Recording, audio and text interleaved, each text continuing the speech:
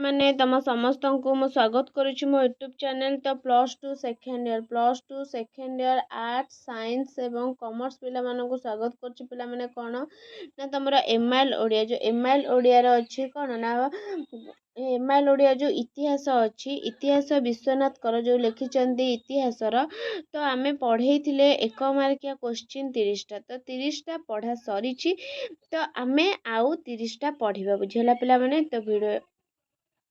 तो पिला माने वीडियो देखिया पूर्व चैनल नुआ थे सब्सक्राइब करदब बेल आइकन को दबाईदब नुआ नुआ नोटिफिकेशन लाइक शेयर करदब। तो चलो आम स्टार्ट करवा कौन देची मानव समाजर वैषयिक और आध्यात्मिक उन्नति कहा प्रभाव रे संसाधित होउछि। मानव समाजर वैषयिक और आध्यात्मिक उन्नति कहा प्रभाव रे चिंताशीलता सूक्ष्म दृष्टि बा तत्व निरूपण प्रयासर प्रभाव रे मानव समाजर वैषयिक आध्यात्मिक उन्नति संसाधित होउछि। परवर्ती क्वेश्चन देला प्रकृतिस्थ मनुष्यर मन किपरि प्रकृतिस्थ मनुष्यर मन किपरि किपरि ना प्रकृतिस्थ मनुष्यर मन होची नित्य क्रियाशील। नेक्स्ट चिंताशीलता सूक्ष्म दृष्टि बा तत्व निरूपण प्रयास कहार विशेष लक्षण कहार विशेष लक्षण ना चिंताशीलता सूक्ष्म दृष्टि बा तत्व निरूपण प्रयास मनुष्यर विशेष लक्षण। नेक्स्ट क्वेश्चन अनंत प्रकृति संगे कहार नित्य जोग होइथाय अनंत प्रकृति संगे कहार नित्य जोग होइथाय ना अनंत प्रकृति संगे प्रकृतिस्थ मनुष्यर नित्य जोग होइथाय कहार ना प्रकृतिस्थ मनुष्यर। परवर्ती क्वेश्चन अपरिणामदर्शी मानव पृथ्वीर कौन दर्शन करी अविश्वासी हुए अपरिणामदर्शी मानव पृथ्वीर कौन दर्शन करी ना अपरिणामदर्शी मानव पृथ्वीर विपरीत भाव दर्शन करी कौन ना विपरीत भाव दर्शन करी अविश्वासी हुए। नेक्स्ट इतिहास को केउ शिक्षक भाव रे अभिहित करा जायछि इतिहास को केउ शिक्षक ना इतिहास को द्वितीय शिक्षक भाव रे अभिहित करा जायछि। नेक्स्ट क्वेश्चन केउ वस्तु लाभ करिया पई महापुरुष मानकु कष्ट और यातना भोग करिबा को पड़िछि केउ वस्तु लाभ करिया पई प्रत्येक प्रयोजनीय वस्तु लाभ करिया पई महापुरुष मानकु कष्ट और यातना भोग करिबा को पड़िछि।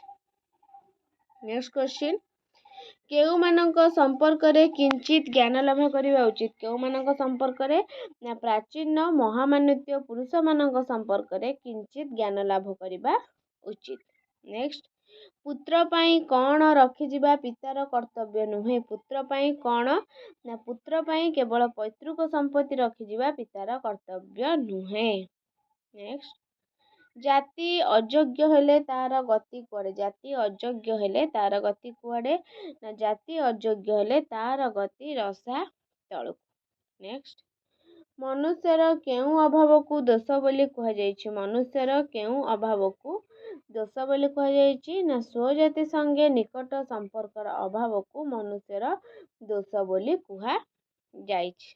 नेक्स्ट कौन उन्नति लाभर उत्कृष्ट सहाय कौन उन्नति लाभर उत्कृष्ट सहाय ना पूर्व गौरवर स्मृति उन्नति लाभर उत्कृष्ट सहाय।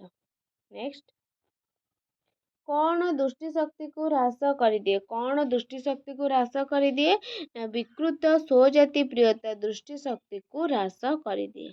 नेक्स्ट मनुष्यर अनुरागर कारण कौन मनुष्यर अनुरागर कारण कौन ना स्वजाति संगे निकट संपर्क होउछि मनुष्यर अनुरागर कारण।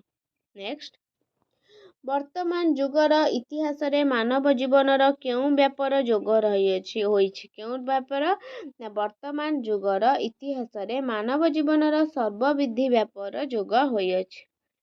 नेक्स्ट क्वेश्चन विपरीत पथरे गमन कले कौन हेब विपरीत पथरे गमन कले कौन हेब ना विपरीत पथरे गमन कले उन्नतिर सोपान रे आरोहण करि हेब नाही।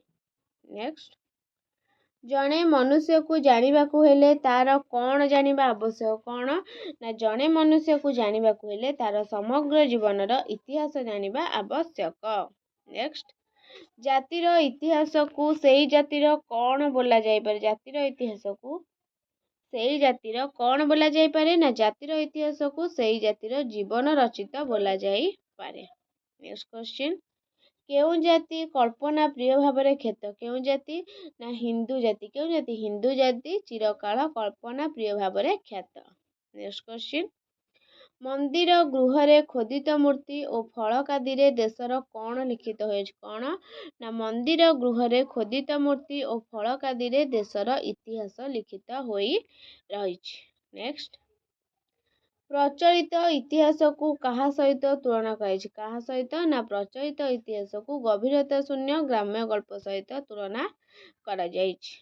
ନେକ୍ସଟ, ଶେଷ କ୍ୱେଶ୍ଚିନ୍ ପିଲାମାନେ, ପ୍ରତ୍ୟେକ ଜାତିର ପ୍ରାଚୀନ ଇତିହାସ କାହାର କଳ୍ପନା ମିଶ୍ରିତ ବିବରଣ? କାହାର?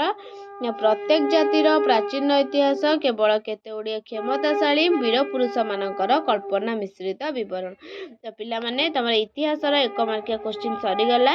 ତ ନେକ୍ସଟ କ୍ଲାସକୁ ପୁଷ୍ପପୁରରେ ବର୍ଷାବରଣ ନେଇ ଆସିବି। ତ ଭିଡ଼ିଓଟି ଭଲ ଲାଗିଥିଲେ ଲାଇକ୍ ସେୟାର ସବସ୍କ୍ରାଇବ୍ କରିଦେବ। ରହୁଛି ପିଲାମାନେ, ଜୟ ଜଗନ୍ନାଥ।